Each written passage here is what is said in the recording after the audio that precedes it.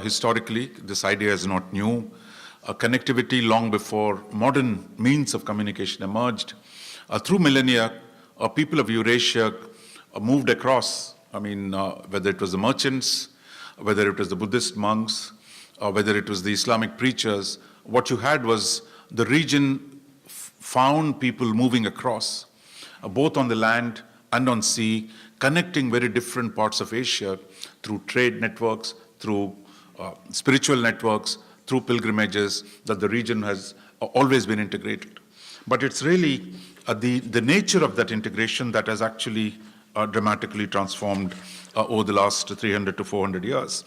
We're all familiar with the famous Silk Road that actually connected eastern seaboard of China with the Mediterranean. But it's really with the advent of capitalism that you see the dramatic transformation of connectivity that takes place. That it was the age of Vasco da Gama when we say that the Europeans' quest for new colonial territories, the European quest to connect the resources to industrial production centers and the export of that goods back to the markets around the world. So it was a logic of global capitalism and the age of colonialism that actually began to integrate different parts of Eurasia on a scale that was unprecedented. And that's why we call that age the first age of globalization, which saw extraordinary linkages that emerged through different parts of Asia, all but led by the European colonial powers. So what we saw in this period was after centuries of inward orientation of the feudal years of China and India, that you see India and China becoming part of a global network, although limited parts of it. Nevertheless, you saw India and China become part of the global system. But after independence, after decolonization, and after the revolution in China, you saw both China and India actually turn inwards. But that period, I think, came to an end in China in 1978, when Deng Xiaoping returned to power, and in India in 1991, that once now China and India began to reconnect to the world. I think much of what we've seen in the last 25 years is the unfolding of that expansive reconnection of the Asia to the two different parts of the world. We generally assume geography is immutable, unchanging. The geography is a natural feature that does not change. But I believe geography is only, that immutable nature of geography is only one part of it. Geography is not just physical, but how that physical geography behaves, it depends a lot on the nature of the politics and economics of the geography. In India that is outward oriented, connected to the world under the British Raj, was the center of the global economic system in the Indian Ocean. But in India that turned inwards and became self-reliant socialist India for 40 years under the Nehruvian era, did not matter to the world because it consciously dissociated or disconnected itself from the rest of the world. So therefore, geography is not just a physical thing, that the nature of the economic and political orientation fundamentally alters the scope and nature of the physical space that we talk about it. Just look back at the Indian experience in the 19th century. The British Empire in India created new cities, Bombay, Madras, Calcutta, Hong Kong, Singapore. None of this would exist but for the fact that the East India Company, using the resources of India, would connect these different parts through trading networks. That it was a part of that policy of bringing capitalism, bringing modernization, that you saw the spread of the creation of these new cities, the new trading routes, and the whole systems associated with it. So what we see in that sense, what the Chinese are doing today is really one of where the Chinese capital is expanding outwards. Much of we see what happening is very much built into the system, and I think that is the reality that we have to deal with, because the Chinese need connectivity. Similarly, Indians talk about connectivity. Indians also need connectivity. If you're sitting in Western China, you've got to connect South Asia coming to the sea. Ports of South Asia were always going to be close to Western China than the Eastern Seaboard, which is so far away, while you see the Western China there sitting right on top of South Asia, and that you needed that connection So it was once the Chinese created the capabilities, created the markets, developed the region in the West, it was a matter of time they had to bring it down into South Asia. So we used to accuse the Russians of this dream for warm water ports, but in some ways you can say the same thing about the Chinese, which is that the Chinese need to connect to the waters of Bay of Bengal, the Arabian Sea and the Indian Ocean. So what you're talking then is the expansion of the Chinese capitalism to connect to the inner spaces that exist. And in the process, what you're doing is really to shrink, to reconnect this part of the world in a dramatic form. So given that, what do we do? Where does India stand? What does India do?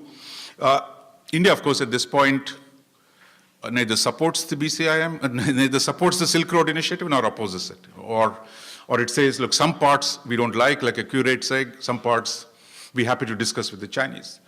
India, for example, has concerns about sovereignty.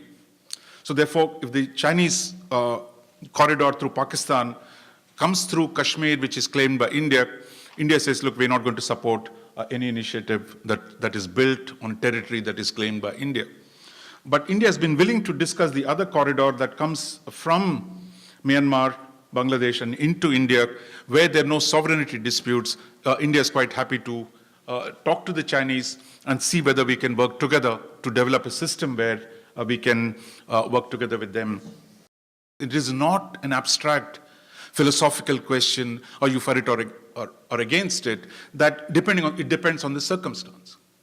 So therefore, but that is one part of it. The second part of it, of course, clearly for many in India, the Chinese expansion of the Chinese economic influence also means, would it also mean increase in the political influence? Okay, Chinese build a port here, Sri Lanka. It's so close to India. And suddenly, last year, we have the Chinese nuclear submarines show up here, just in Colombo port, where the Chinese actually have a big contract. The Gwadar port here in Pakistan, of course, some people fear there's going to be a military base. After all, remember the East India Company, they came to trade with India, and it's only later they became colonial powers. Not that you can expand that logic today, but the fact that many in India fear that this is the beginning of a dramatic Chinese expansion of Chinese military power, Chinese strategic power in the Indian Ocean, and that is something we need to be worried about. But the problem is, this is not going to solve the central question for India. How does India deal with the dramatic expansion of the Chinese economic power and its radiation in all directions towards India? What does it do? One, it's quite clear that if China is the second largest economy, you're not going to merely say, we're not going to deal with the second largest economy. Therefore, if India has trade with China, India is inviting Chinese investments, so are our neighbors. So in some senses, again, the logic of economic cooperation with China applies to everyone, and therefore there is going to be an expansion of economic cooperation between China and our neighbors. So given these conditions, what does India do? How does India work? This is where I think that a partnership with Japan provides a fundamentally different approach to the question of connectivity in Asia. Long before Asian Infrastructure Bank, it was Japan and the ADB that provided significant capital and ideas in terms of building regional integration. Regional connectivity were largely Japanese ideas. One speech on PQI, $110 billion have actually been put down by Abe-san, that actually there is a proposal to do various things. But I think it has not gathered the kind of traction, at least in the public discourse, of the kind that OBOR has got. And I think, but if these ideas are pursued in the coming years, Japan can be and will be an important player in the construction of new connectivity corridors in this part of the world. Long before OBOR became popular, some of my Chinese friends told me, look, where have we got this idea? We say, look, we saw the Japanese do the Mumbai-Delhi corridor. That's within India. It's one of the greatest, biggest investments of building a a freight corridor of moving freight on modern lines and of creating industrial towns all along. This idea, 2005. The Japanese have also talked, I think, along with the Indians, for example. We now talk about doing a corridor here. I said the Mumbai-Delhi corridor is being built here. Then the Japanese are also doing here Chennai-Bangalore corridor, which is going to be a very major industrial town. And if things go well, they also want to do a multimodal corridor across here from Vietnam all the way through Bangkok, through to connect to Eastern Indian seaboard, that there are possibilities of actually, there is a port here being developed called Dave, which can then actually, you create connections between Southeast Asia and South Asia through these various initiatives. So in some senses today, the Japanese are beginning to integrate South Asia and the Bay of Bengal into their larger thinking, which previously it was very narrowly focused on Southeast Asia. But today, the idea that, look, the Japanese have a role beyond the Malacca, beyond this world of East Asian world, in this part, has become a reality with the kind of investment that the Japanese are talking about and the kind of political initiatives that Japan is taking. So what you're seeing then is India's interest of internal connectivity, India's interest in trans-border connectivity, India's interest in finding an alternative to Chinese proposals, actually is today the Japanese PQI provides that alternative basis. The question then is not just about saying, I'm redoing the Silk Road, what are the terms?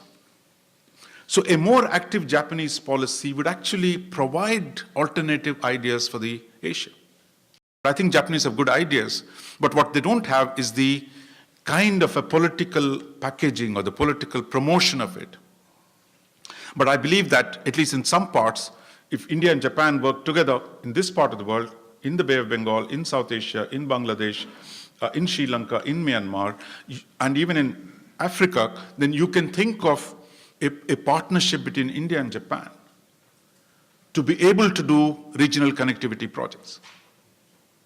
But this does not have to be seen as a competition with China or against China, but it gives options for every country in the region. That I think today India and Japan have a historic opportunity, a rare moment where, for the first time since the end of the war, that their interests today are actually in convergence. The need for rapid development of India and its neighboring regions, the need for India to restore its connectivity to its neighboring countries, the need for India to rebuild the Indian Ocean, modernize its infrastructure, coincides with the Japanese interest today of expanding their investments, of supporting a framework which would do precisely that. For the first time then, we are talking about India and Japan pooling their resources of working together to transform the development of infrastructure in this large part of the world. And I think that provides a unique basis for larger political and institutional cooperation between India and Japan. And that is the great opportunity. And I think there was a time when Buddhism came from all the way from India through China to Japan. And while we have had other contacts since then, today our two prime ministers talk about the spiritual contact as well. I don't know how much infrastructure we need for that, but the fact is, at least there is a political recognition that we need to bring the two countries together in multiple ways. And I think a strong infrastructure initiative that an Indian support to the PQI and Japanese support to modernization of the South Asian infrastructure would produce outcomes that are going to be beneficial for all in this region. So I think I'll stop here.